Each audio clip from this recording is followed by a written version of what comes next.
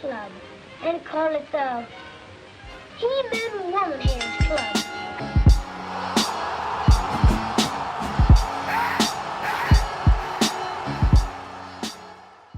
Hear ye, hear you are now listening to another meeting of the He-ManWomanHatersClub podcast. If you don't hear yes, if you don't hear that, that's because we're doing things a little different this week. Rick died. It's crazy. Like, he just died. What? He ain't really die. He just died in today's episode. So since it's he's like not Kenny. here, he died? Yeah. Same thing that happened to you. Here goes the thing. Y'all aren't here either. Oh. So please respect. Please respect. And if you're hearing it so crystal clear, so effervescent, blame us. No white man dollars. It's all us. We did it on our own. Yeah, we did it on our own. No white man dollars. But if we sound trash, if we sound like we record this on a PlayStation 3 controller, you could blame Preach in the Cat Sound Lab Studios, and you too can record a podcast that no one else will listen to other than your family. You come right here. You don't got to spend your money at all the other places. What's the other places? Gotham and all them other places that be charging y'all for nothing. They charge y'all $100 an hour, and then y'all put out an episode that gets 20 listens. Ugh, I could never. But yeah, shout out to them. Shout out to Kirby Cups. They're not here. No Kirby Cups. Today's a little different. We can do some important things, some unpacking. Like that word? Yeah, I've been using that word a lot this week, unpacking. But if you listen, if you've been listening, if you've not been living under a rock, then you would know that tomorrow is, today.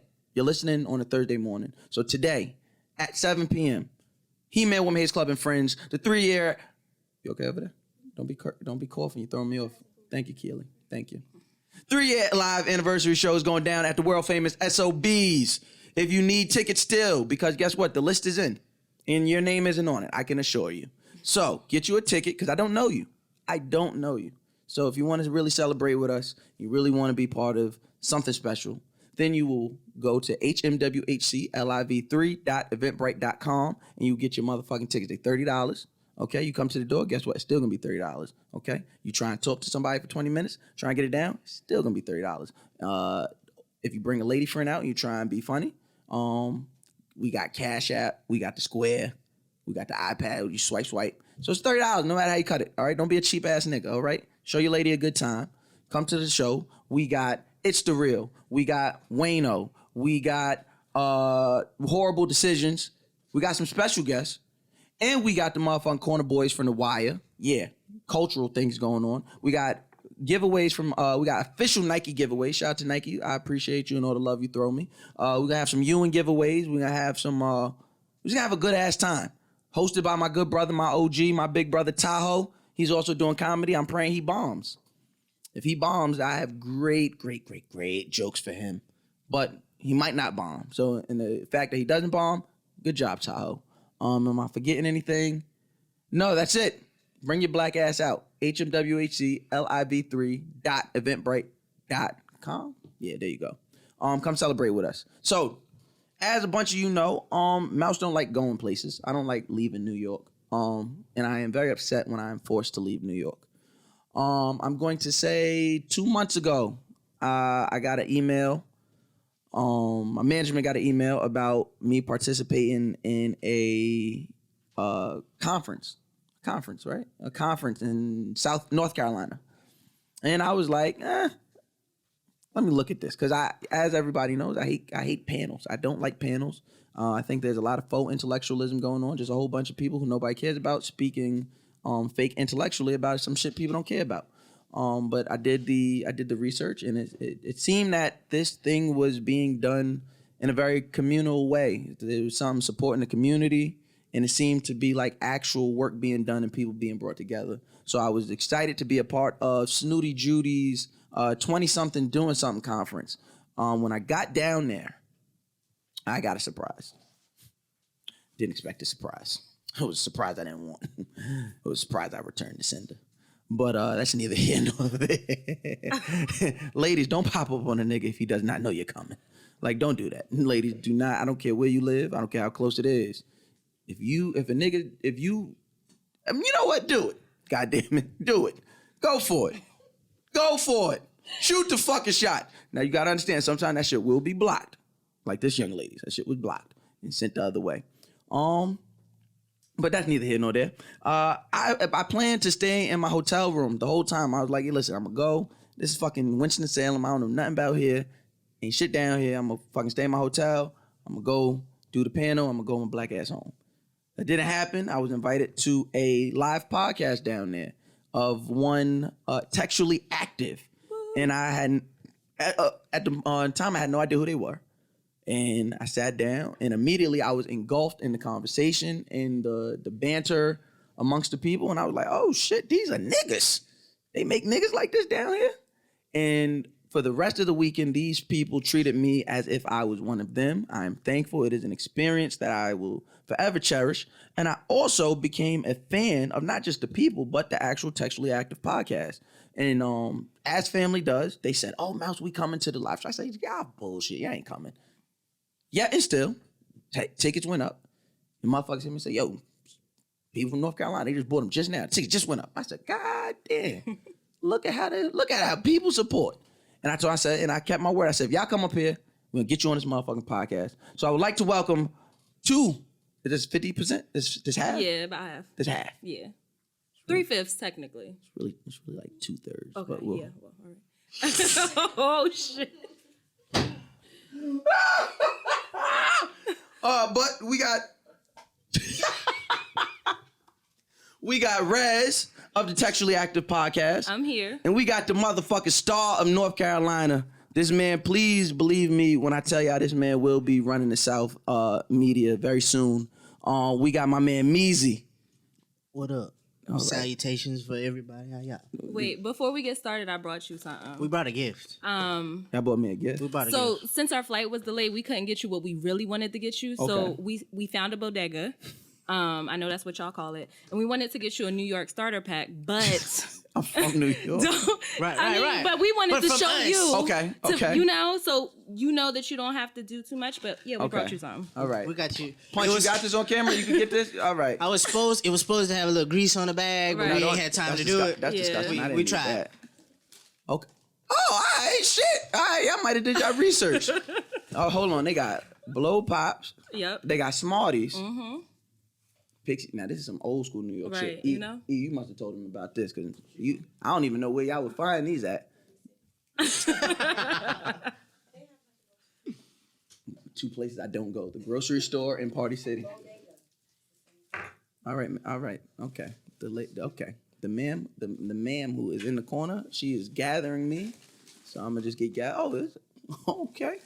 Well, thank you, Textually Active Podcast. Y'all try to make a nigga cry, You know. and that's for later. I'm supposed to cry later. I can't wait to see that. Shut the hell up, Meezy. Meezy, Rez, Textually Active Podcast. What the fuck is up? What up? Man, What's up? listen. Mm-hmm. We here. We Yeah. here. We made it. It was a long trip. We here though. It shouldn't have been that long. Hey, The flight to North Carolina was literally like an hour and a half for me. Our we- flight got delayed for an hour. Twice. Look at the enemy. Yeah, we got delayed one time. Now, let me tell you something how the enemy works. Amen. He's sneaky. He would sneak. Mm-hmm. He would look at something familiar as a flight. Amen. Knowing that you were coming to support a brother Black within man. the community, good a black black man. man, a good brother. Black man. Amen. And he would try to delay your flight. But see, the Bible speaks about delays. Which Amen. part? But it speaks about the delays in your journey. Amen. But God, that is the greatest tour guide. Oh my God. Shada ba ba ba. Ho ho! Hey! I'm gonna slide 3 inches to the left. Okay. So All when right. they strike, I want no Okay. parts. Fair enough. No parts. Now, what is the Textually Active Podcast? So, Textually Active Podcast started off as a podcast with 2 women, and we realized that our opinion was biased. We wanted to talk about relationships. We wanted to talk about sex and dating, being as though I'm in a relationship and my co-host Simi is not. So we wanted to talk about that dynamic. But we realized that we couldn't really do a good job. So we called up our boys, Meezy and Nick, and they joined the podcast to join us with our shit talking about relationships. So basically, we just came in to fuck shit up. Yeah, right. Well, to them make that. shit right, honestly. Correct the wrongdoings about black men things told out here in these streets. Come on. Because we need that. Because it's myths. Yeah. A lot of myths. Urban Black myths. myths. A whole lot. Yeah. And we just wanted to make sure we set the record straight. What are some of these myths being perpetrated? They cheat. Can't believe that. They don't open up. They don't communicate. I mean, if you Might be listen right. to the episodes, you can hear that in the Might be right. episodes. They might be right about that one. Might be right about that. I feel seen. They lie. if you cry like Now that I don't know about. I don't know about that. They line. lie. Who? They lie. Men lie. Who? Not black men. Oh well, we talking about the black men. because I don't know no other type of man. What's another man? Exactly my point. Yeah. You better check. You better check the My 23. I think they might be my an animal or something. Yeah, so Textually Active, that's what we had to do. We had to bring the men in because we found ourselves doing a lot of bashing and they balanced it. Right. I do a little bash, a little woman bashing. Not too much. Yeah. Not too much. Right. Just enough to justify. Now, how difficult is it to be doing a podcast when you're in a relationship? I mean, here's Because the both thing. of you are in relationships. True. I Correct. say a lot of shit on there, and Boo will check me about it afterwards. My dog. He will let me know. You know, you can't be telling the people X, Y, and Z, but you know, I still What's get it one off. thing you got checked about? What's the biggest thing you got checked about? The thing where he was like, all right, now, this little motherfucking podcast, you about to lose your man. So we had an episode where I don't know how it happened, but we ended up talking about my past and my situations with the strap on. Oh, get the strap. I heard that episode. Yeah. So Get the strap. it got a little messy when we were talking about my past relationships, and you know, he pulled me aside. He was like, I need you to relax. I need you to That chill nigga out. really still from New York. So, I need yeah. you to relax. I need you to relax. But other than that, it's cool. He let me do my thing. That's dope. Now, what about you, Meezy, as a guy? I don't say nothing incriminating. I love my girl. She is my queen. She is my world. I don't have a past. I only have 4 bodies. Yeah. And she is in the 4. Yeah. I'm a clean Christian condom wearing man. Before episode, I don't think condoms are in the Bible. episode 20 is when you started changing this up, right? Red, they don't need to know. I mean, but about before episode 20, you was spilling it off. Once you get 'Cause saved, that's Hey, how come you. on. once Come you on. get saved, Right. Come on. You're not Once- gonna sit up here and act Born like dead to the world, born anew. once you get saved, Come on. we don't relive the past. Can you tell the people how Textually Active helped you get a girlfriend? Fear Factor? Oh no, Fear Factor did not help me. Yes, That's the name of that. it That's the name of the helped you. episode. Episode 18, Yeah. Fear Factor, almost ruined my chances of getting a girlfriend. Man, listen, because after that, she was like, who the nigga with the bean head? No, she definitely said, I'm not finna fuck with this nigga because I don't know how he acting. She was lying.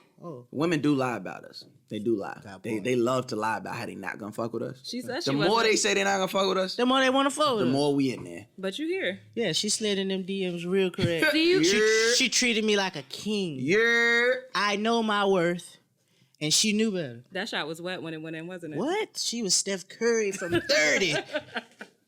She had that shit 30. lined up. So what are some of the things that you guys have been or having a podcast in such a small town like Winston-Salem? What are some of the hopes you guys have to utilize your platform? We plan on taking over Winston-Salem first. That's our master plan. It's only about 3 miles. I know. I I know, believe it's in not y'all. much, but I you believe know. y'all can Hey do man, that. that's the 3rd shot you took by my city. Not finna have no more. Right now. Trey folk all day, not finna have it. North side. And then Big facts. and then we will expand to the Greensboro. Then we're gonna move on. We're to gonna Charlotte. start We're in just our gonna- city, take over the state, then take over the country. plan. I Playing like that. ABC. I like that. Now let me, for the listeners listening, I like the podcast, number one, because I like the people. And people could say that's bias or you want, but 9 times out of 10, if you're going to listen to somebody speak for hours upon hours, the hope is that you like them. Right. So you guys already had that. I like you guys. When I listen to the podcast, I love the, what's the word I'm looking for? I love the Camaraderie. I don't give a fuck about that. Not the banter either. I don't care about that. I love the way y'all utilize the actual soundboard. I like you be like, oh, text alert, ding. I like that shit. So what's the thought process? What was the thought process about like utilizing that or merging that the actual like text message sounds and all that shit? I feel like right now everybody's so connected to their phone, especially with dating. So when we do our podcast, we want it to sound like we're having a conversation through text messaging in a group chat, like the same type of conversations you would have during that. Right, and we utilize all aspects. We call our fan base the gray area.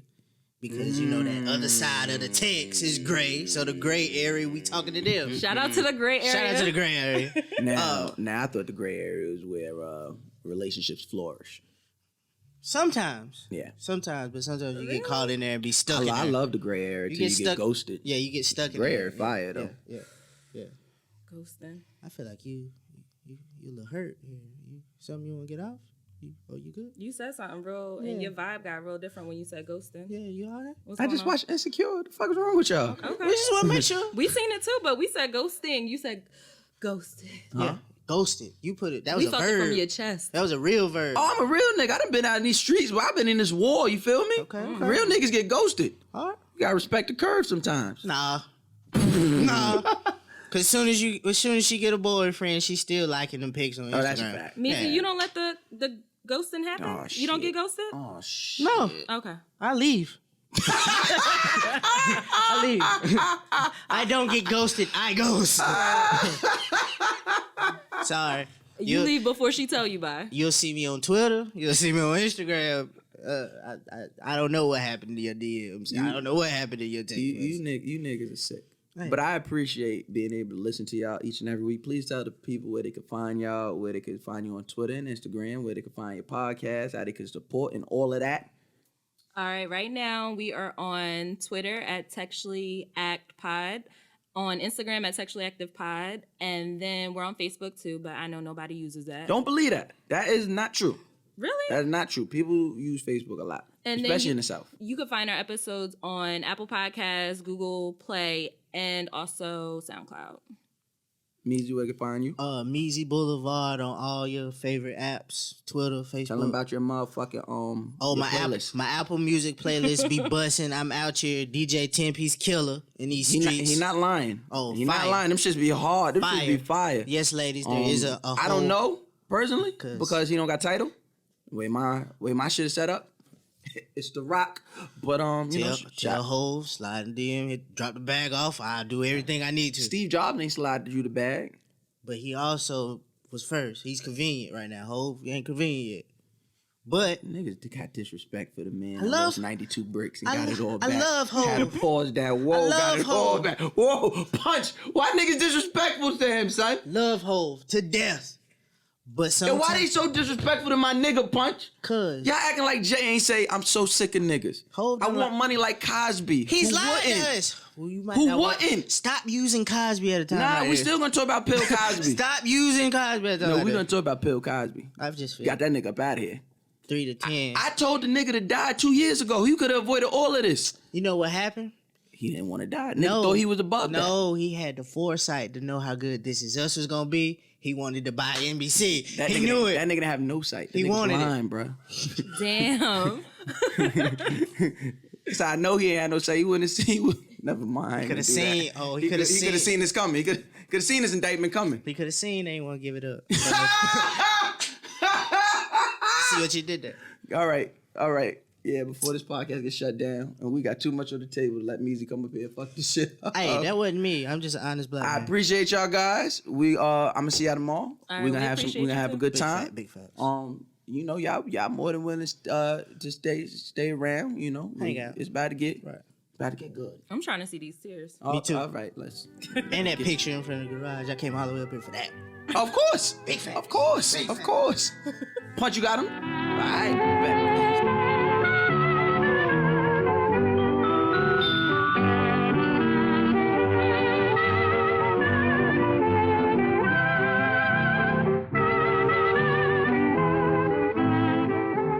All right. So shout out to the Textually Active Podcast. Those are my people. Those are my folks in there. So like I told y'all, it's a little different this episode. So I am a huge advocate of black men doing the work, especially within our community. I don't really care about the whites. I don't give a fuck what they do, how they are looked at. I don't care how they look at us. I feel like we got to do the work within our own community. And I am a huge advocate of black men starting with us. I'm very antiquated in my beliefs that everything starts with the man. That's just how I feel. So I feel like if we get our shit together, everything in turn will fix itself or show itself unfixable. But we refuse to do the work, so we don't know. We just complain. So I've been telling people, mental health, mental wellness, mental health, mental wellness. We even had a show catered to mental health and wellness in the Black community called Black Boy Joy. Shout out to my co-hosts Jameer Pond and Mark Ivory. But I've never got therapy. I never sat in therapy. I did couples therapy before my baby mother. But I've never had a therapist really talk to me. Never talked to one. I was always like, yo, mind your fucking business. That's really how I feel. Like, I don't like people in my business. It's none of your business. I don't know you. Fuck is you in my business for? And I remember when doing couples therapy, I would always be upset after. I am, if anybody knows, I'm a compartmentalizer. If something pisses me off, I don't pay no mind. I just throw it to the back. But then when you got the lady bringing up shit that I'm mad, you reminded me that I'm mad at shit. And I'd be like, you know what, I'm mad. It'll always be a rough couple days. But neither here nor there. I said I cannot keep being the person to advocate for something I have not yet tried. And because I love my listeners, and because this is a special week, we're celebrating our live 3-year anniversary and great things that happen. I said, why not, share this also with the listeners? So I where was I at? I was at a panel, and I was the youngest person there by at least 20 years. And no, I say that not to be funny or shady. I say that because it was a awakening for me. It kind of enlightened me. Oh, okay, maybe I don't just be talking shit. Maybe I do know what I'm saying, because these are all people who essentially I should be looking up to, but they're respecting my words and my stance on things and wanting to hear. And I met Dr. Niki, whose name I had been hearing in these streets, these digital streets, because you do a podcast as well. You do therapy for Black girls. No. Black people.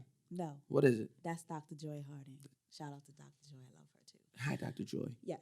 But my podcast is Black Therapist Podcast. Black Therapist Podcast. And so when I met Dr. Niki, I got a good feeling from her. Got a warm feeling from her. Usually when I meet therapists, I always get this oh, you smart, get away from me feeling. I don't like that. I don't like shaking a person's hand and feeling how smart they are. But when I met Dr. Niki, he was very warm, very inviting. I said, yeah, I want to do a live therapy episode. And this was in the cold months. I don't remember when this was. This was in the colder months. And I don't know. Things just didn't happen. And when I wanted to do it, I got scared and was like, nah, I ain't doing it. Man, no, fuck out of here. And then I think you hit me. Mm-hmm. And I was like, well, I can't be pussy. I got to say yes. And then I was like, damn it. And then I woke up today and I was like, I hope she forgets.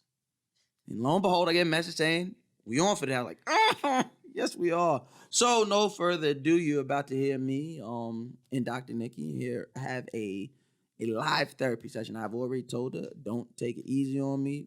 This is nothing we're doing for pure entertainment. So yes, the next voice you will be hearing is that of Dr. Niki.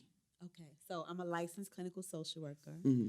Some of you guys call me Dr. Niki, but I am not a doctor by training. But I have we studied a lot of the same psychological theories. I am a psychotherapist in private practice in my hometown of Bed-Stuy, Brooklyn, New York. Shout out to the sty. All right. So the first thing I would ask you is, who taught you to compartmentalize? Probably my mom, by action. Just watching my mom. I'm the firstborn, and so by 4 years. So the next child doesn't come for 4 years. Okay. So when my mom had me, her and my biological father wasn't together. So some of the first memories I have is my mom being at home with her mom. So just living in that and just watching her not watching her complain, but just watching her deal with shit. And I would just watch her deal with it in the room with me and then go out the room and just have a smile on and just keep going. And then just growing up, to me, it just seemed like just me as a person, not even as a man, just as a person, my feelings didn't really matter. So what I'm going to do, I'm going to stay mad about this or just throw it to the back and keep it moving. Because I don't enjoy being mad. I'm not one of the people that like being upset. I don't like the feeling of being upset. Like I despise it a lot. Like bad things happen when I'm upset. So I would much rather just spend all my energy on like being in a good mood. Okay, so when you're upset, do you acknowledge that feeling? Is there something that you do about it? I'm probably take it out on the wrong person. Probably the times I'm upset are very few and far between. So when I am upset, I do my best to like not talk to anybody. Or that lady right there, that's my own girl. So like I talk to her about like everything. So if it ain't her, I'm really and people, and that's very weird because I'm usually a social person. So when people don't see me talking or see me like not talking to people, it's like, what's wrong? And it's like, what does it matter? What's wrong? Like, what's going to change if I tell you what's wrong? I'm probably gonna be more upset. Well, what could change is you'll learn a different way to deal with it. I think Black men culturally are basically taught from young to suppress their emotions and suppress their feelings and Right. not acknowledge them. Right. Phrases like "man up" Yeah. or "what you crying for," or "big boys don't cry." Those kinds of things. People usually say to Black boys to get them to not deal with their emotions, but that's because my mother wasn't taught to deal with her Right. emotions. Your mother probably wasn't taught to deal with her emotions. Right. So how does compartmentalizing help you? Do you find that it resolves the problem or it puts it To me, because I'm not mad no more. Like I'm not mad because I don't think about it. But I don't have I don't forget it. Like I know it's back there and I know what set it off. So I learned my lesson. I just don't deal with the feelings, I guess. And I think I like kind of perfect that from my dad. You feel what I'm saying? Like I watch my dad with my mom. Like I always say, I want to love a woman like my dad loves my mom. But I'll never let a woman love me like my mom love my dad. Like she's just very rough with him, very hard. So how does So I just watch him like he just deal with it. You feel what I'm saying? Like he might argue sometimes. Like I don't argue in relationships or anything like that. I refuse. I walk away. I'll come back and have a discussion or whatever. But in that moment, I'm not about to argue with you So a little birdie gave me the phrase that for you love is abuse, or specifically verbal abuse. Nah. Nah, I mean, I like a little smoke with my love, a little bit. I like my love a little smoked. Leave it on the grill a little longer. In what way? So, like, I don't like the extent that my mom talks to my dad. It's nothing like that. And I don't like being disrespected or nothing. But, like, I like a woman that got some umph with her. Like, that she might talk crazy a little bit. I'd be like, oh, all right. Like, I like that. Like, I don't know. So what did you love about the way your father loved your mother? No matter what, he been there. And I kind of put my dad on a pedestal because it's not my real dad. Okay. So, and like I was aware when he came into the picture. I remember life before him, and I know life since him. There's never been a time where I didn't have my dad. So, like he's always been my superhero. He'll always be my superhero. Like I don't look up to Martin Luther King people. I look up to my dad. Mm-hmm. So, like just watching him love my mom, like I'm watching her talk crazy to him or like just have a certain demeanor, and I'll be like, damn. But I watch like nothing she did ever changed the way he loved her, if that makes sense. Like just because she was wilding, he still hugged her, still held her, still was very soft. And how did she respond to that? My mom don't respond well to love. So I mean, she just like, ugh, do that shit, and then I guess the night's regular. I guess. Do you respond well to love? I don't know. So a little birdie also told me These goddamn birds that you are either a serial side hoe. Okay. I mean, I'm from the Star. Okay. This would be how I would say it in a real therapy session. A serial side hoe, or the term would be commitment phobic. Okay. You agree with that? That's my best friend. So she's Serial side hoe, yes. Commitment phobe, no. yeah. When he's committed, when he finds somebody that he really cares about in that way, he's fully committed. But because he has a reputation of being a serial side hoe, sometimes he's not always taken seriously. Yeah. When he's committed, he is committed. Yeah. But they don't always know that. So when you meet these girls, do you like them? Do you approve? Yeah, I'm friendly.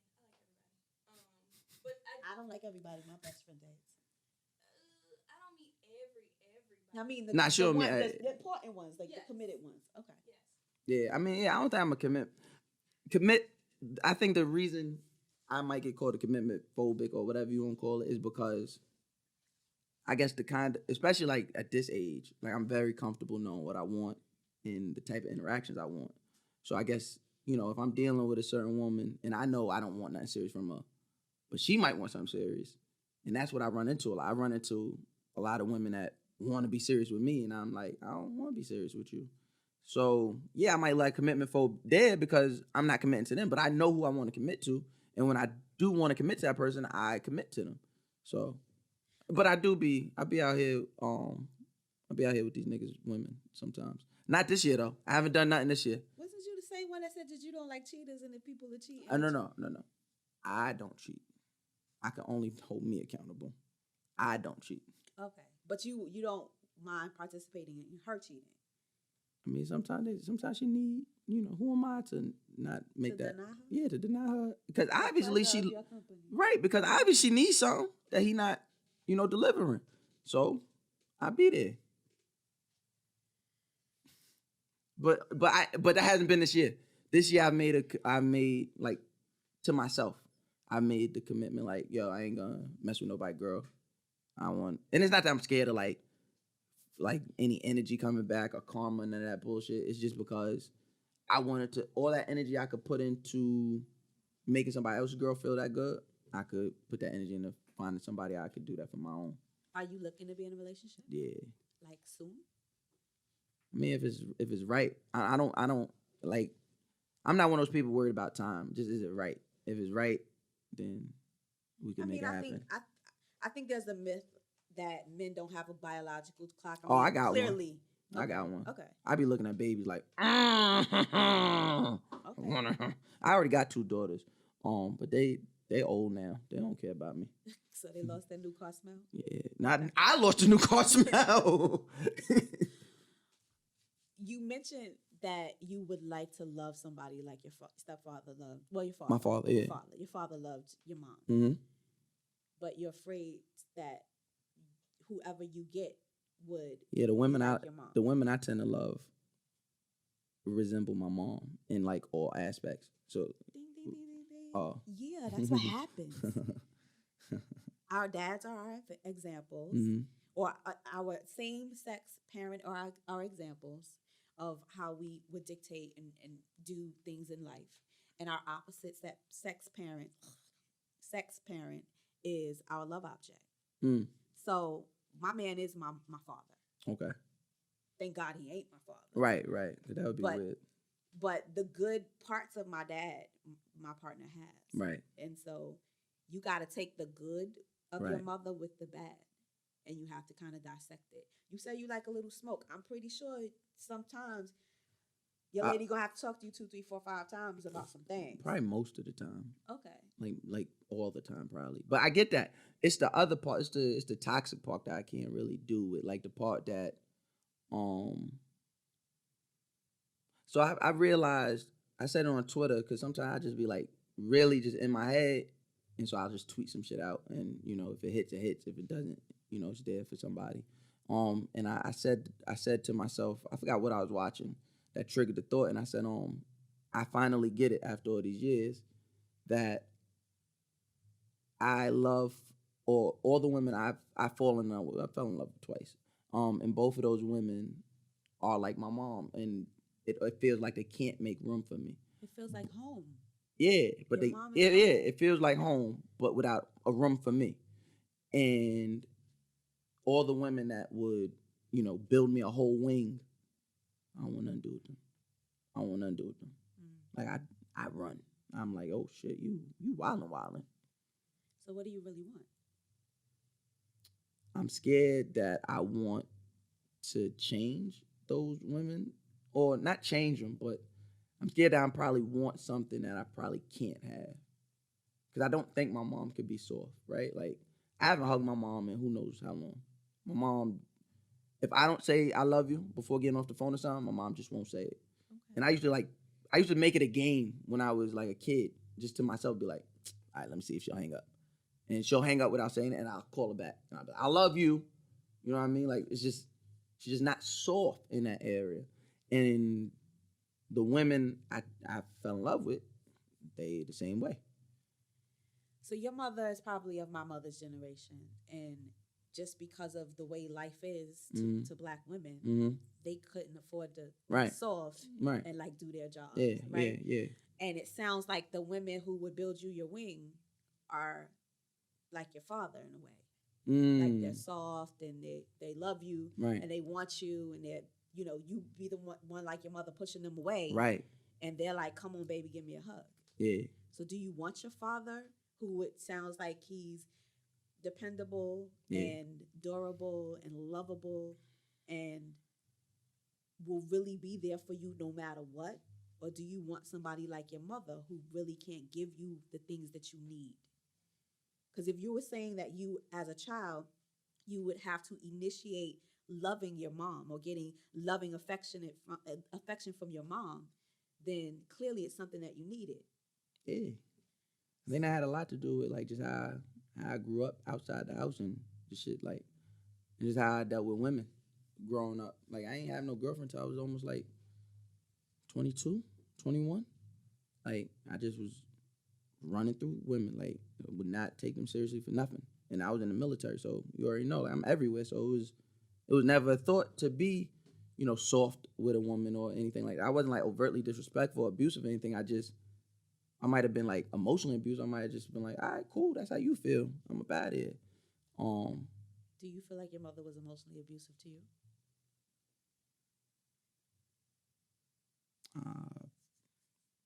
Now that I look at it, probably like unknowingly. I don't think withholding is withholding. Yeah, then yeah, because I do the same thing. Okay. I do the same thing. Like, even with like the women I love, like I've been guilty, like, oh, word, you're not gonna give me what I need? Boom, so I'm taking what you need. And instead of being like your dad, who's the example of healthy love that you want to be like, instead of saying, you know what, I'm gonna give it to you anyway. Wow. I'm just gonna take a sip of water.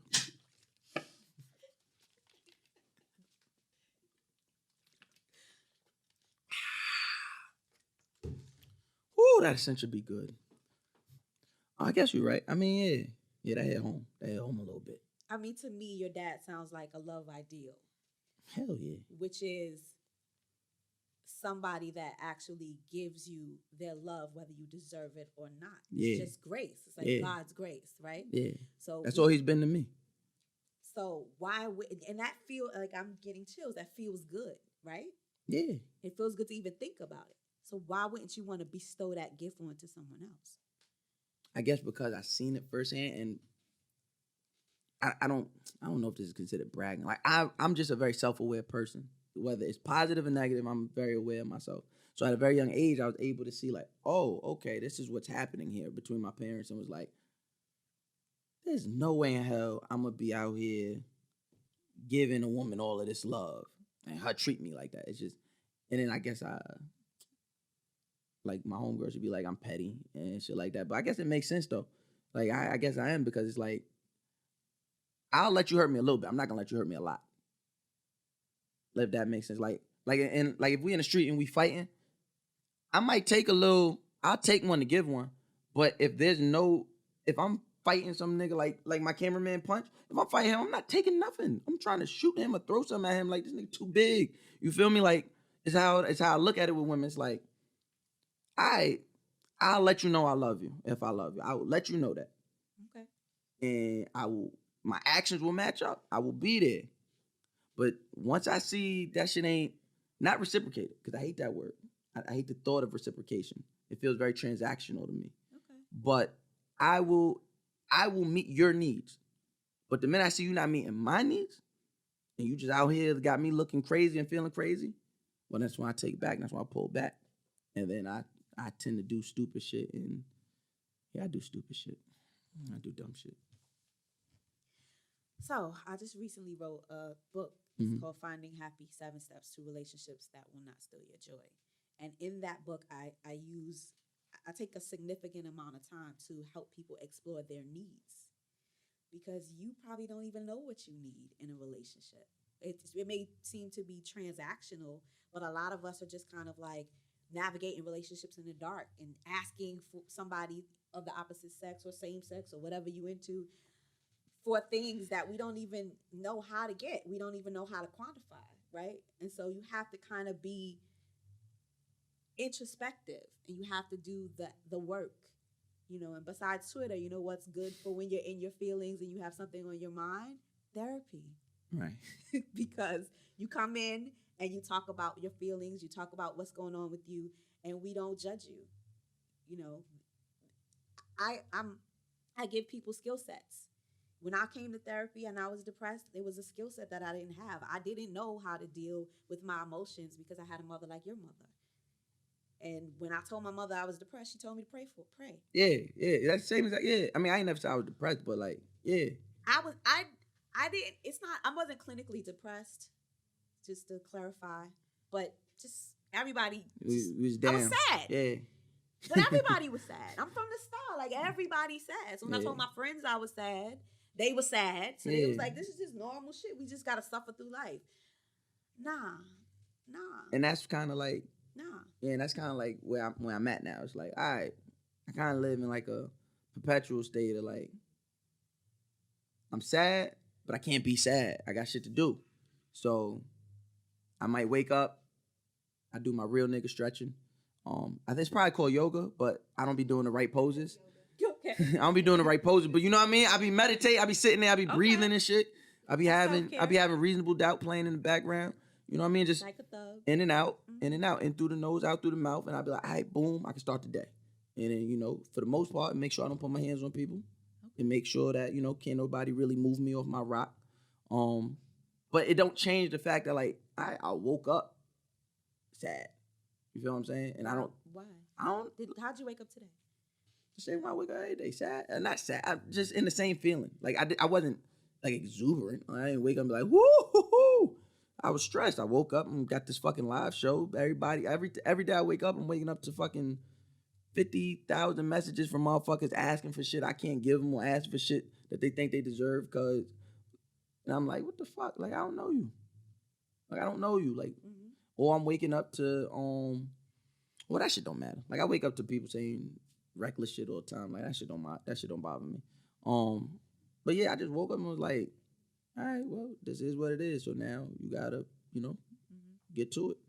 I mean, I had a thought yesterday because I got an annoying group text. And bullshit is like group text. If you stop responding to them, it'll go away. Right.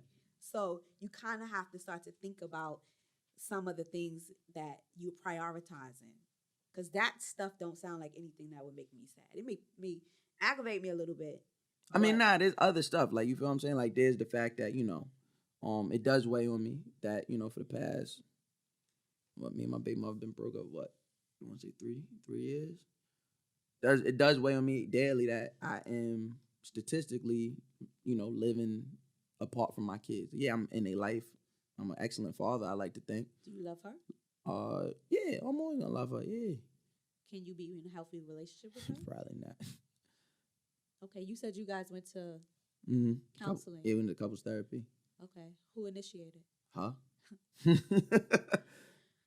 So I said this yesterday on my show Sunday. Whenever a woman comes to me for couples counseling and she pays, I know it ain't gonna last. It ain't gonna work. I don't know if she paid. Nah, but it was both our insurances. Okay, usually when she initiates, he's not there. You're the head. But the crazy part is, head. Right. So when she brought it to me, I was like, let's do it. I even hit my own. I'm like, I'm about to do it. Like, boom. So I went. And that probably was like the worst idea ever because I don't think she went into it for the right. I don't think she went into it for the right reasons. I think maybe she went into it looking for a sounding board, looking for somebody to just agree with her. Okay. And when the lady asked me a question, when she asked her a question, she'll listen. She'll be like, okay. And then she asked me a question, and I answered the question honestly. She agreed with me.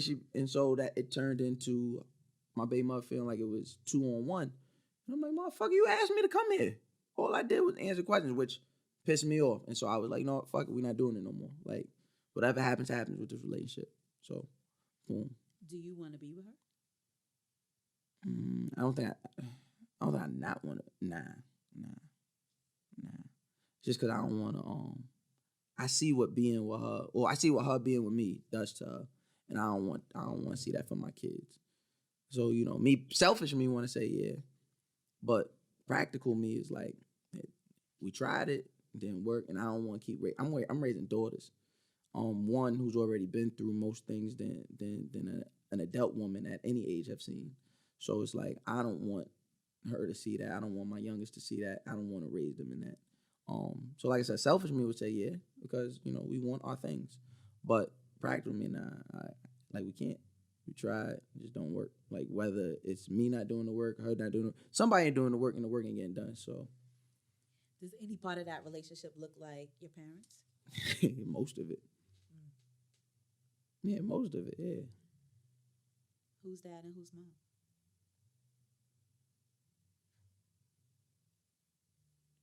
I think we do a good job flip-flopping sometimes.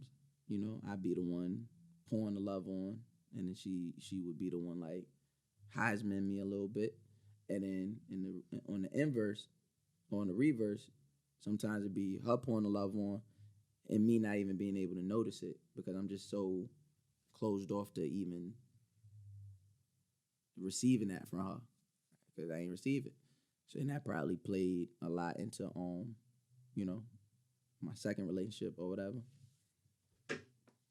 Second relationship with someone else? Yeah. Okay.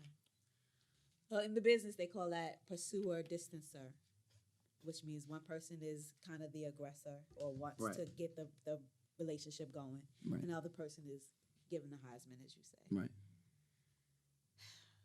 So what now? I don't know. I grow old and lonely. I don't know.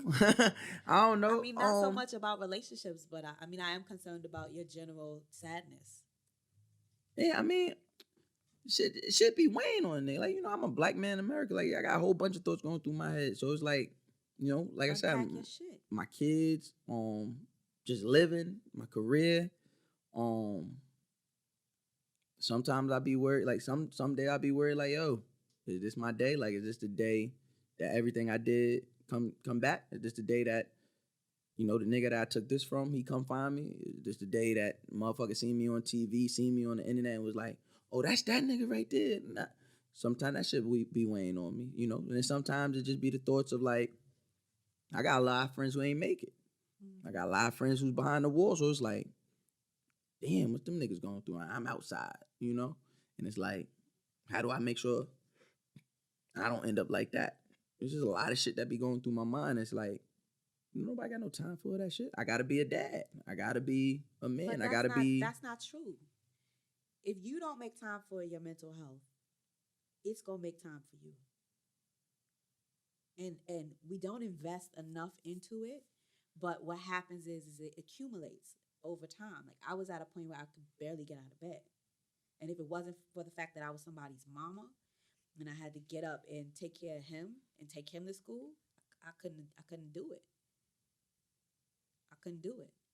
So, I mean, you can only put but so much shit in a garbage bag before it what?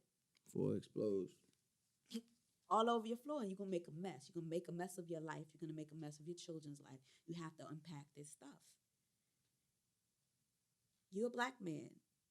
You are not alone. You're not lonely. But you feel lonely because you're isolating yourself with your emotions. My aunt calls it being home in your head with no supervision. And you don't have the skills necessary to unpack the stuff that you have by yourself. Your mother doesn't have it. Your dad doesn't even have it. I think it's great that he was so as affectionate, or they're still together? Yeah. Been together. So I think it's wonderful that he's as loving as he is, but part of even that is compartmentalizing. Yeah, definitely. Because if she's mean and she's not nice, and like he has to shut down somewhere in order to get through the day. Yeah. And you'll see those little breaks, and I just be like, damn. And be like, damn, but I don't know. You do too much. And at some point, you're going to burn out. Our brains are computers, just like anything else. And like your hard drive will stop fucking working if you drop it too many times. Your iPhone will shut off if you don't plug it in. Or you know what I mean? You have to do the work. And you're not properly taking care of you. You're not putting you first. I love that you do yoga. I love that you meditate. I love that you're doing some self-care, but not dealing with your emotions is not helpful. That shit just scary. You are, there are the black men in the room. You are the most hunted. So think about the stuff that you've actually done that puts you at risk. But think about the things that you have no control over, right? Like black men are being killed in this country for nothing. Right. What's the guy, Bo? I don't know his name. Bo was killed in his home. Oh. Recently. Right. Yeah. Like we're at risk just for existing in our black skin. That's psychologically damaging. And then add on to real shit, right? Like living in New York and your rent being too high, your baby mother, Right. like you have to be able to deal with that psychologically. Your mind is my business. But it has to be yours. Everything we do and everything that we are starts with a thought. And your thoughts have gotten you this far because you are accomplished, you have a lot of things. But how long can you hold on to those things if every day you're waking up sad?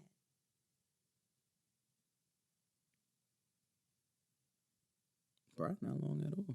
Those things are not satisfying you. Yeah, but they keep me like, I don't know. Like, I tried. Like, I really tried. And, like, I realized that I know for a fact, like, in the physical, I ain't scared of shit. No man scared me. No woman scared me. Nobody's consequences scared me. Like, I'm not scared of that shit.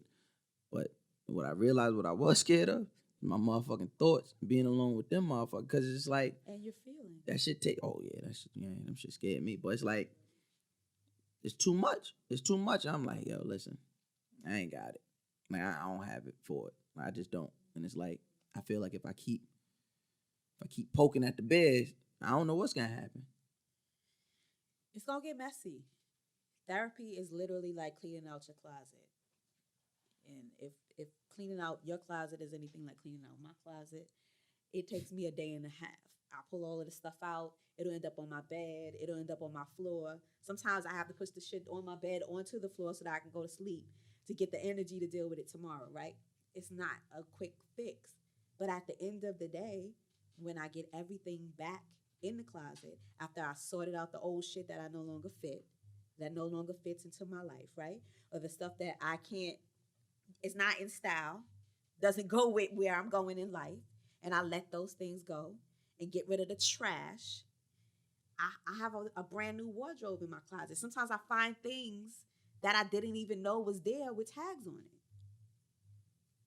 You got to do the work first, though. You got to do the work. Your mom is not toxic. Let's put it closer. Hello? Your mom is not toxic. Your mom is limited. She lacked the skills that she needed to raise you in a way that promoted your emotional healing. Okay. She lacked the skills that promoted her emotional wellness. Definitely. She can't give you what she doesn't have. So when your dad is coming in for a hug and she like, she can't give it. She probably didn't get it. It's probably unfamiliar to her. Good news is that she was smart enough to know he's a good dude. And I think I'm going to stay here. Yeah, that was one of her best decisions. I appreciate that. So when are you going to make a similar decision? Oh, shit. I don't know. Like, I don't know how to make that decision. Like, I don't know how I find myself in, Loving without limits is scary as hell. but yet and still, your father seems to make that decision to do it every day. But I know for a fact I'm different. Like, I know for a fact I got a lot of shit I'm fighting against, right? So, like, it may not be as visible as some people would like, but I was raised in the church, and a lot of those principles do hold true to me. I do believe that, and the Bible speaks about like soul ties and generational curses and things of that nature. So I can only be but so much like my dad. And I said this when he was on the show. Like, I feel like I'm living my life trying to do the best imitation of him, right? Or my interpretation of him, right? Because we do have different passions and loves, right? But it's only an imitation because I only have but so much to go off from him because that's not my birth father. And I got shit in me from this piece of shit nigga that I'm fighting against every day. You know what I mean? Like, just being a father, just me being a father the way I am, I'm fighting against everything that's in me to be like him. I find myself, and it's gonna sound ugly sometimes, and it might sound unbelievable to some people because they see how I am with my kids, but I find sometimes like forcing myself to be like, just spend another day with your kids. Just one more day. Like, I know you was with them for 3 days. One more day. Because my biological father ain't do it with me. And I don't want nobody picking up the slack with my kids. And then, he's just a shitbag. He don't care about nobody. And so and it's very easy for me to do that. It's very easy for me to turn off my feelings for somebody. And that's scary. Even, with the listeners know her as Doop Doop. So even the young lady I was just dealing with, it was very easy. It's very easy to turn my feelings off towards her. Even though I love her, it's very easy to turn my feelings off towards her the minute I felt threatened. I'm like, oh, you moving like that? Boom, I ain't fucking with you. But then you give it a month, you give it 2 weeks, you give it 3 weeks. That feeling go again. And it's like, oh, don't let it hit you up because all that tough shit out the window. Hello, what you doing? You want to take a walk? Dumb shit. Her if that's what it's supposed to be. I don't know, like, do you want somebody to love you and come back to you if that's what they want? Like, a lot of people are emotionally dishonest, which means we say one thing but we feel something else, right? Mm-hmm. So clearly, if you love her, I don't understand what the tough stuff, why that even happens. Well, I think in her I seen my mom, and I got worried. I got scared. She's not your mom. They got a lot of. And you are not your dad. You're not your biological father. You're not your biological father. As I heard you say that, the question that came to mind was: do you think you deserve to be as good as your stepfather is? No, I don't. I know I don't. I done purposely did things to people. I took things from people. I done took ruined homes and shit like that. I've been a terrible person. So I don't think I deserve that. You know what I mean? You were angry. See, it's a difference. Like, me and my dad, my biological father. I mean, not my biological, fuck him. Me and my dad, my father, the man that raised me. My father from downtown Brooklyn, from Gowanus, street nigga. Did his little bit, but that's because he had to. He fought everything, gave up a life, whatever dreams he wanted to raise somebody else's son. And I know how important that is. Even though I don't have no sons, I know how important that is because he had a son before he met my mother, but I'm still older than him. But the fact that you took somebody else's son and raised him as your own for the past, I'm 29, so 22, and he was 6 when so 22 years, 27 years. I know what that is. You know what I mean? So he had to do what he did to survive. I didn't. He fought everything, had us out on Long Island, in the best house he could, away from all that. I didn't have to do none of this shit I did.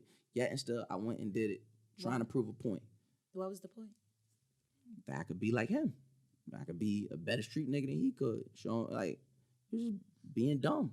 Like, I don't know. There's a lot of reasons, but none of this shit don't make sense. So I know I don't deserve none of the shit I'm asking for. So that's why I really don't But he did press it. He did his time. He made his mistakes, and he's still the best man you know. That's a fact. Okay, so it's possible that you made your mistakes, and you've done your time, and you could still be the best man that your daughters know. It don't seem like it though. It don't. Like that woman right there. I do my best. Like every day, That's in here and in here. It's like whenever I do some shit, I could do as much good shit, and I don't. Like I said, I hate the word reciprocity. I hate the transactionalism of it. I hate it. I don't like the idea. I love the word. Like I don't like the idea of doing something for someone to do something in return. Like when I hear reciprocity, that's what I think. I think you're only doing this because I did this.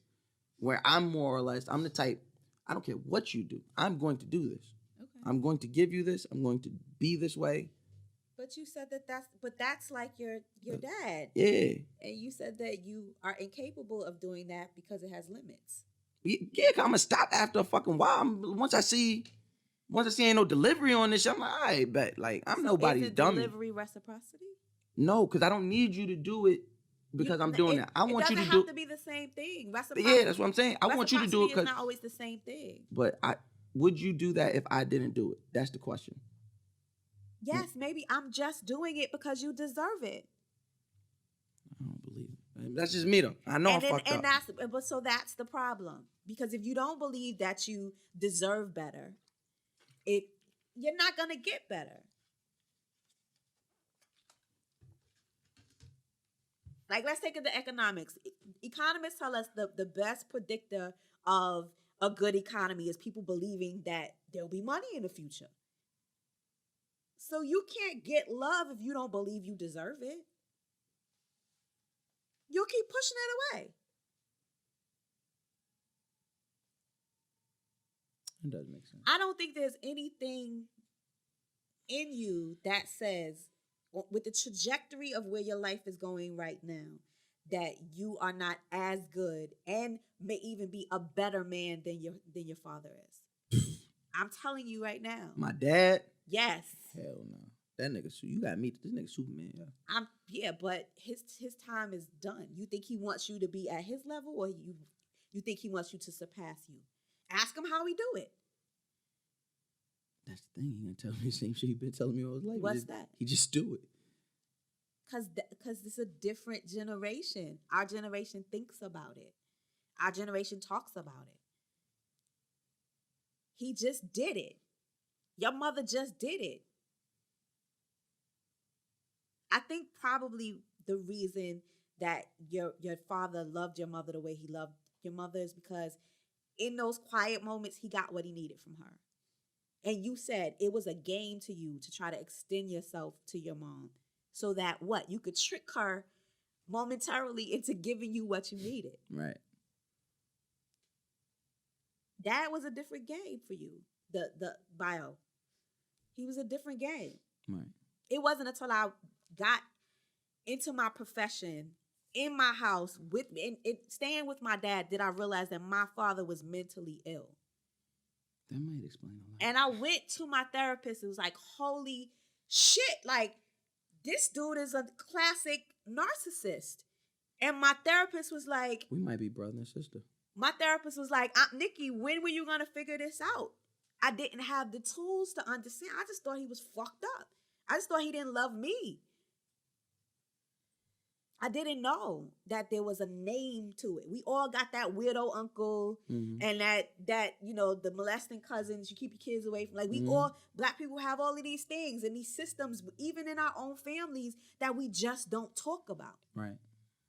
And thoughts, feelings, and emotions are one of those things. My son is going through something with his own father who's present physically, not in my house, thank God, but present physically in his life, right? But not present emotionally. And I had to send him to therapy because even though I'm a therapist, number one, I'm too close to it. Number two, as a mother of a 20-year-old, I don't know shit.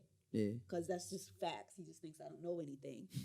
And I had to send him to a man to help him articulate his feelings properly. And I'm seeing the child that I had before him and his father had their strife. And he's actually standing up to his father and communicating his feelings. Like, but it took me forever to get there with him, even though he grew up in a household where I loved and respected his feelings and his thoughts. We didn't have a voice in our households. Not one. We weren't even allowed to have feelings or opinions. Yeah, nah. None of that.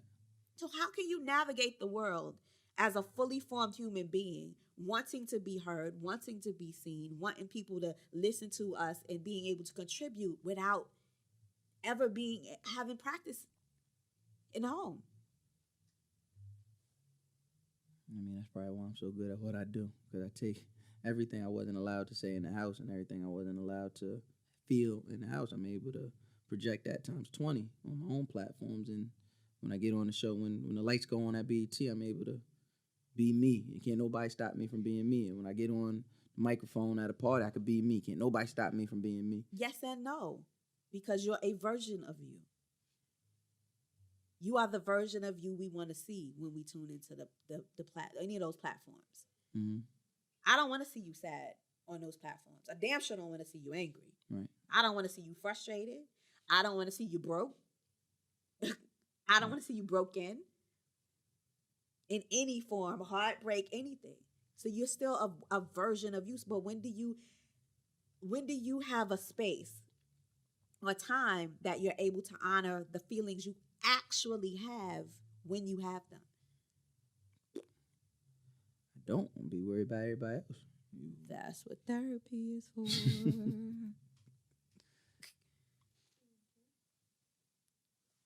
I called my therapist yesterday, like, yo, son.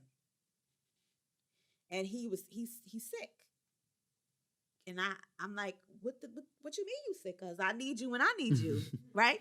But he's a human being, and he has to do what he has to do to take care of his own health. And I have to now use the tools that I have in order to deal with it for the time that he's going to be away. But I'm going back to him because I know if I stray too long, I'm literally like a pressure cooker. And I know that I will explode. I likes to fight. I can definitely be angry. I speak fluent French. And I know what my triggers are. I know this time of the year is always something for my birthday's coming up. So I know already that this. So that trigger stuff is real? Yes. Yes.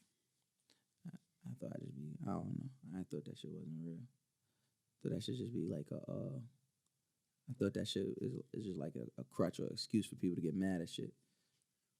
Or maybe I just don't know what my triggers are. Maybe that's it. I don't know. Your mom may be a trigger. Oh, that's a fact. Your baby moms may be a trigger. No, I don't Your think. dad is a trigger. Your real dad. Bio. Oh, yeah. Not real. Yeah, fuck him. Yeah. My birthday is a trigger. I already know this. So he should have already expected my call. And I may not have to go long, but I just need to go somewhere where I don't want to talk to my friends. They have too many fucking opinions. I don't care about that. I don't want to hear anybody's opinion. I just want to say what I want to say. I don't need an ally. I don't need nobody to agree. I don't need the peanut gallery. I don't need any of that. I need to say what I need to say, and I need to leave it alone. Like literally, it's like going to church for me. Okay. Where I get to go to the altar call and lay my burdens down. He'll give me a suggestion. He may give me some new skills. He may tell me some things to work on. Sometimes the things that go on in my mind are not the prettiest things. Some of the things that I hear in practice are some wild shit. But I don't judge. Right. You know, I judge, but I don't judge. Because I'm human, I judge. But I don't judge for real. Because right. All of the things that we feel are not socially acceptable. They're not all right. Nice and pretty. Pain hurts. Your healing is going to take some work. That's a word. Let's take a sip of this water.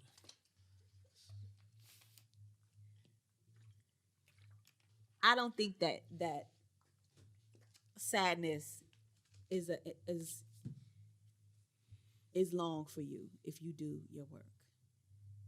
I think the joy that you bring to each other. When I met you that night, I didn't really speak to too many people off the panel. Nah, you look very. I wasn't with the shits. And we agreed on some of the things when it came to the relationship stuff. But you're charismatic and you have a presence and you're respectful, in your exchanges with other people, because there was a peace thing at the end. It was wild. You know what I'm talking about. Yeah, it is. Yeah. So, I mean, you don't have to put on. You have to have a place that you can actually be fully and authentically in your feelings. And somebody is able to have the skills to support you in that. Which would be a therapist. Which would be a therapist, yes. Okay. So if somebody, the right therapist. The right therapist. I went to 2 other therapists, 3 other therapists before I got to mine. The first one I liked, I went there because I was pregnant and I wanted to kill my baby father. Okay. Shout out to him. That's not regular? He's still alive. It probably was. I thought that's regular. But yeah,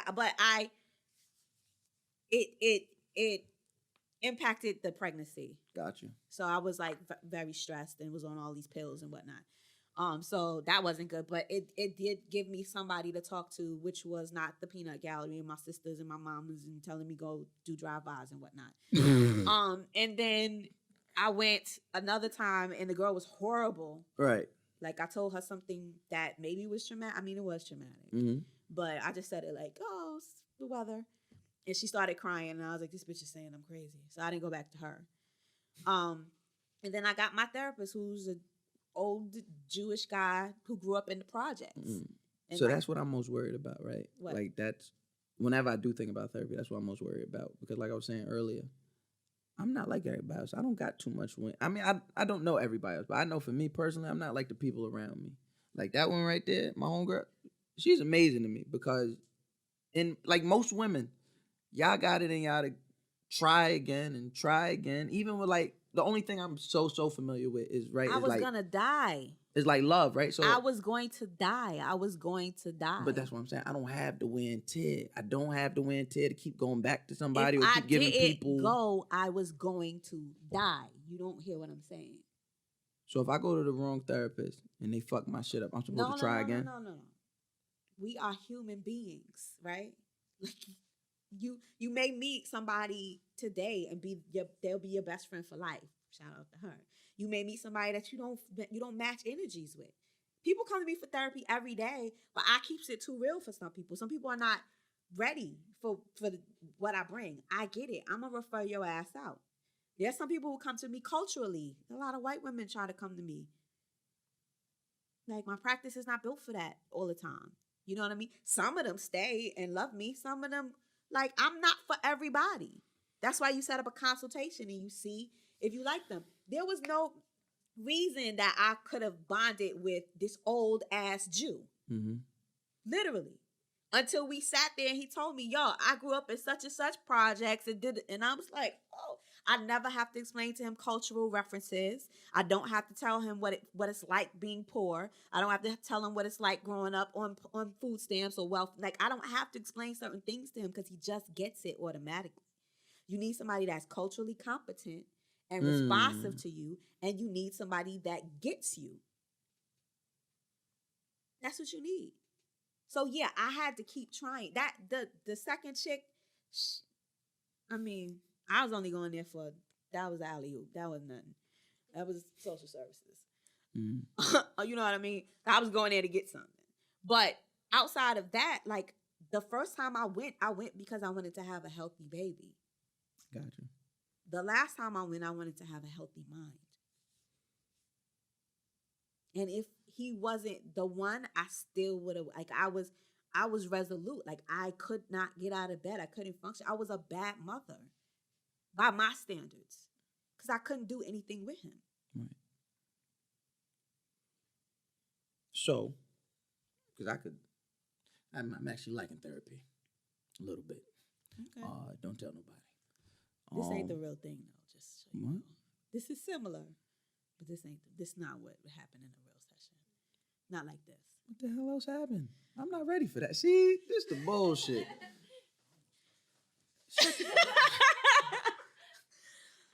Yo. This kid work. See, now I've been fighting back tears this whole time. The fuck you mean to tell me that? I've been coming at you a little hard. I've been putting on my best Ayanna Van Zandt right now. I love Ayanna. Yeah, but Ayanna. Not on my watch, beloved.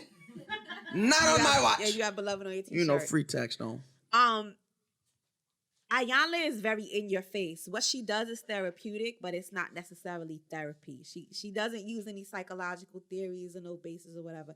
Usually, if you would have come to me for a first session, I would have asked you what you wanted to work on and what brought you to therapy. That'd be the wrong question to ask. I don't know. Right. Okay, so sometimes people don't know, but I would ask you questions and I would start to explore. We would have gotten to some of that information that we got to today, but I wouldn't have pushed as hard. And I definitely wouldn't have told you, oh, little birdie told me. Like, I wouldn't have did any of Those that. goddamn little birdies. But besides that, like, you know, the connection, I've already met you. We knew each other. It's very scary to go to therapy for the first time, sitting across from somebody that you don't know, telling them your business. What I liked about my therapist the first time was that he told me, listen, you could come in here, you could tell me what's going on with you. I'm going to assess you. I'm going to see if I like you. And I was like, oh, okay. I'm going to see if I can help you. And if I can't help you, I'm going to refer you to somebody else. And I was like, bet. All right, let me take my coat off. Like, I could just say anything and I might never have to see this dude again. But at the end of the session, he was like, you know what? I don't think you're depressed. I do think you're sad. I think you got a lot of stuff going on. Let's work with that stuff. And after going there for a while, and I felt better, my friends was like, yo, all right, so what did your doctor say today? And what's bitch, go get your own. Like, why you stop trying to piggyback off my sessions? But bitch, go get your own. That's literally what I said. And shout out to most of my friends, because most of my friends are in therapy. Shout out to that. That's dope. But when that happened and I felt better, it took almost everything in me to be like, you know what? I like therapy, and not enough Black people go to therapy. I want to be a Black therapist. And he was like, cool, I think you'd be great at it. And that was, if I'd have said that to my mother or said that to my friend, they would have talked me out of it. Right. But he actually believed that I could do it, and I did it. So that's why I tell my story about being on both sides of this. I mean, I'm very transparent about wanting to go back to therapy. I never really should have stopped, but things happen, life happens. Right. But I have to have somebody to talk to and tell my problems to that ain't going to tell me what they think I should do in my position. No. I'm not. Because literally none of my friends are where I am. Right. None of my friends are doing what I'm attempting to do. Right. So how can you even, like, you know, how they know? Right. Well, like I said, I'm liking this therapy. Okay, glad. But you said it's not the real thing, so now I didn't say it's not the real thing. You've re-scared me. Thanks. I said that I would not have been. Therapy is usually not this aggressive. All right. Well, you might be seeing me a lot more often. So how would you end off a therapy session? Or if this was a real therapy session with me, who's told you what I've told you, how would you end off that therapy session with me? What do you want to work on?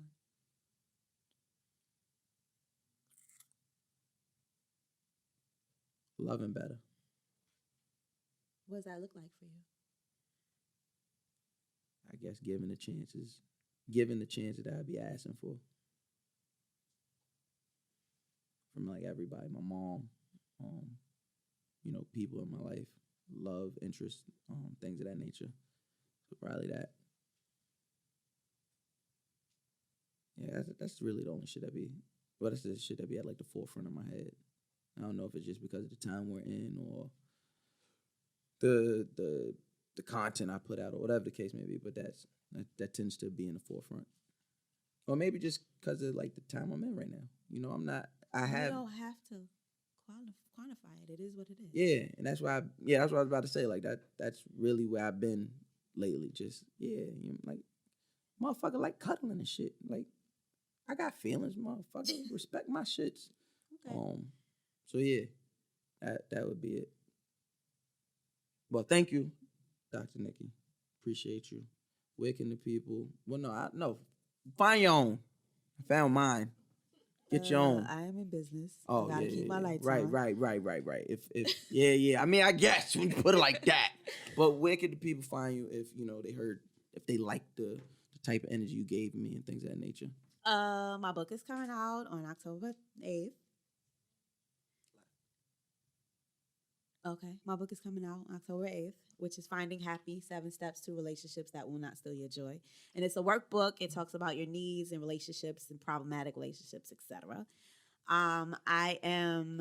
My office is in Bed-Stuy, Brooklyn, like I said. I'm on all of the websites where you find therapists. You in like gentrified Bed-Stuy? Or? I'm in gentrified Bed-Stuy, but we own the building. Okay. I don't own it. No, I don't own my partners.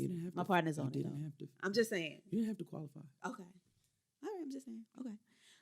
But yeah, I'm on Bed-Stuy on Bedford Avenue. So you can find me. Well, if you want to make an appointment, you can call me. Want me to get a number? Yeah. Get a number. Okay. 347-566-5629. And on Black Therapist Podcast, where I talk about my things. That's everywhere that podcasts are found. Oop. And that's it. Instagram. You coming to a live show? Tomorrow? Mm-hmm. You ain't got nothing to do. Don't lie to me. Thursday? Don't. I just gave all my business. Don't lie to me. You ain't doing nothing. I'll try to make it. I'm going to try to make it. All right. Now, in the Bible, when they say try, I'm just playing. I'm just playing. Well, I mean, you did just say I was like 20 years older than me. I'm not, though. I did not. I'm not. I said I'm that. not. You said on the panel with people that was like 20 years older than you. I was exaggerating Okay. a little bit. Not you. There was other people there. Okay. And most of them was old as shit. Like, they was mad old. People was coming to me asking me shit like, yo, when did you come to this? I'm like, motherfucker, I don't know. I just said it when they asked me the question. I don't know, you old mother. Like, there was a lot of old niggas there. And they was talking dumb. Okay. Yeah, that shit was weird. Oh, yeah, you can't say it because you're a therapist. My bad. I didn't put it together, so I'm not. Nah, it's nothing against her who put it together. I'm talking about the niggas in the crowd. I don't know what that was about. Yeah, them niggas in the crowd was on some wild shit. Okay. Do you sit on a lot of panels? Sometimes when I have time. What do you, like, how do you view panels? I don't like them. I think you should leave with something. Whether it's gems, whether it's an action plan, whether it's, some directions, something that you can take away from it. I don't know. Sometimes it's New York, so there's panels everybody thinks they're an expert. That's what I'm saying. That's why I don't like them shits. Everybody always talking, and you doing a lot of talking, ain't saying nothing, and it's just a room of people just sharing a whole bunch of nothing. Some people on that panel were drunk, though. But yeah, on Instagram, I am MSNIKI Banks on Instagram. Woo, I forgot y'all was here. And Black Therapist Podcast. Turn around. Y'all know my business now? My God. And North Side, I'm just reading your shirt, said he was about to cry.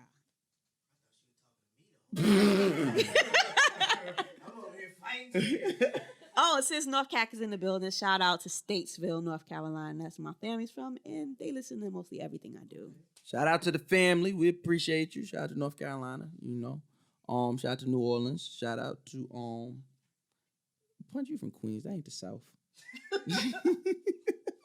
It feels like it sometimes. It do. Oh my God, it do. Them niggas dress so bad. Oh my God. Punch, don't look at me like that. 50 Cent is from Queens. That nigga's the worst dressed person in the world. But I don't dress like I'm from Long Island. Okay. How you like that? Huh? 3 years ago. Thank you very much. I ain't never dressed like we could hit my MySpace if we need to. Hit. Go ahead, pull it up. I might not look like shit, but my fit was alright. You feel me? You had on cargos and like a jersey or something. You You looked raggedy. a goddamn lie. All right. Pull it up, Keely. Ain't nobody scared. It's gonna take me a second. I got a lot of blackmail photos in here. Well, while Keely get that, we gotta get the hell out of here. Make sure, if you haven't, make sure you go follow Dr. Niki and support all things of that. Thank you again, Dr. Niki, and shout out to everybody that's doing the work. If you like really in therapy and doing the work and all that, we're gonna find you somebody. See, the one thing you gotta learn, they should have told you. Little Birdie should have told you. I don't trust many people. Okay. I come in, I get you. We together forever. When I'm old and decrepit. Okay. What? I don't trust. No, there ain't nothing to work on. I ain't gonna be trusting motherfuckers. Nope, I ain't gonna work on it. So it's blood in, blood out. You feel me? Lord. Big gang shit. Big gang shit. You here now, Doc? You here now? You ever seen Power? You know how they got Proctor? You gonna be my doctor. Ha you see what I did there? Doctor, Proctor. Ha ha. So Appreciate you. And I appreciate you being open and honest. You got to. I like to live and especially in this industry, people project what they want to be, and I feel like we could do that, but also be true to who you are right now. So I always do that. So there was just a missing piece. So like I said, you're gonna be seeing me. It don't make no sense to try and find me nobody else. Give me the same energy you gave me today. Keely, you're not off the hook. Don't want you to think you're off the hook, okay? 2 a.m. call still going to you, dog. You feel me? All right. But yeah, thank you. And seriously, thank you to all the women in my life, or all the women that have to sit there and hear my manic thoughts and my rants and me just talking shit about shit. So shout out to Tabia, shout out to Keely. Shout out to oh my gosh, shout out to Dodge, because Jesus Christ, I put so much on her. And shout out to my niece inside of Dodge. Hi, Parker. There's that. What? She's inside of her, so I had to shout her out. Yeah, and shout out to y'all, the listeners. We got some big things coming up, and we couldn't have been here. I couldn't have got here without y'all. Y'all have trusted me for 3 years, and I appreciate that. So, in saying that, make sure you come to the live show later on tonight. HMWHC liv3.eventbrite.com. Get your tickets. Don't ask me to get you in there. I don't know you. Are you on the list? You're not. Can you get on the list? You can't. Why? I don't know you, nigga. Pay your $30. Yeah, I pay $30. Yeah, I pay more than $30 to go see them bum ass Drake niggas and everybody else that, you know what? That's what I need therapy for. Because every time I see people wearing bulletproof vests for fashion, I hope they get shot. I get pissed off. I get very upset. So in our next session, we'll talk about homicidal ideation. And what you don't say to therapists. Okay, I'm sorry. This shit. Look, and you know I like words. That shit fucking me up. That's a homicidal diet. It was about 2 syllables too much for me. All I know is homicide. All right, shout out to my family from North Carolina. Shout out to Textually Active Podcast. They will be in the building tomorrow.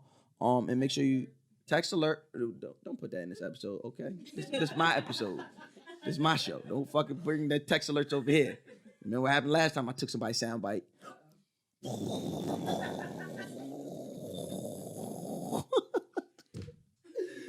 But if you've been made to feel any sort of kind of way during the recording of this faith-based, Christian-based, educational, inspirational podcast, get the fuck over it. He-ManWomanHatersClub podcast. Pussy. I pray for my father. I pray for my mama. I pray for my brother. Breaking that water. That's all you gotta have. I pray for my mama. I pray for my brother. Breaking that water. He was over.